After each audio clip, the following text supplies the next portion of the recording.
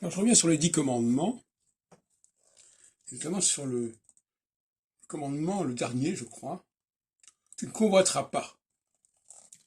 Tu ne convoiteras pas les biens de ton prochain, tu ne convoiteras pas ce dont dispose ton prochain, la femme de ton prochain, etc. Et ça me paraît un commandement extrêmement important, dont je n'avais pas pris toute la mesure jusque-là.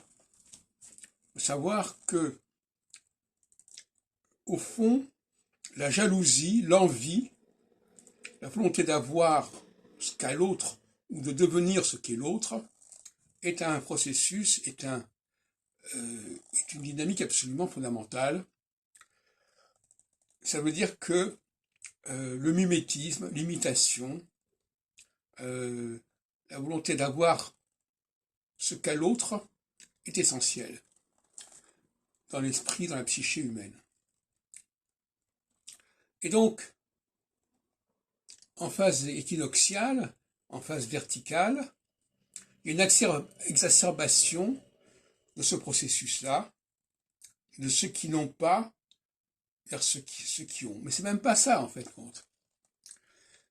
Il y a une sorte de fascination pour ce qu'a l'autre, à trop raison, parce que finalement, parfois, on surestime l'avantage dont dispose l'autre. On veut avoir l'autre. L'immigration, c'est aussi une convoitise, qu'elle qu'on veuille ou non. Immigrer, c'est convoiter ce qu'a l'autre, convoiter l'endroit où se trouve l'autre. Donc c'est un mécanisme d'envie, d'imitation, d'appropriation que j'ai décrit depuis longtemps parce que c'est finalement quelque part une problématique qui m'est chère et qui m'est sensible depuis très très longtemps. Et j'ai toujours d'ailleurs pointé les dégâts que provoquait l'imitation, le mimétisme, notamment au niveau linguistique. Et on veut s'approprier ce qu'a l'autre, mais finalement parfois on ne sait même pas ce qu'a l'autre. Ce qui est assez ambigu, ce qui est assez bizarre finalement. Et on veut être l'autre, mais est-ce qu'on peut devenir l'autre? Par exemple, un noir peut-il devenir un blanc? Une femme peut-elle devenir un homme? Donc, à un moment donné, il y a une frustration par un sentiment d'impuissance, quelque part. Et je reviendrai là-dessus dans les prochains jours.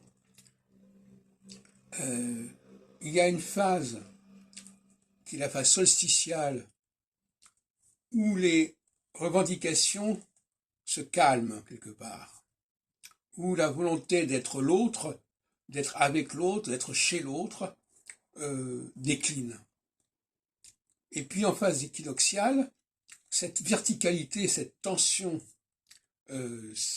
s'accroît et il y a là une lutte des classes, évidemment, mais il faut bien comprendre que le colonisé, c'est celui qui est fasciné par le colonisateur, beaucoup plus que le processus inverse.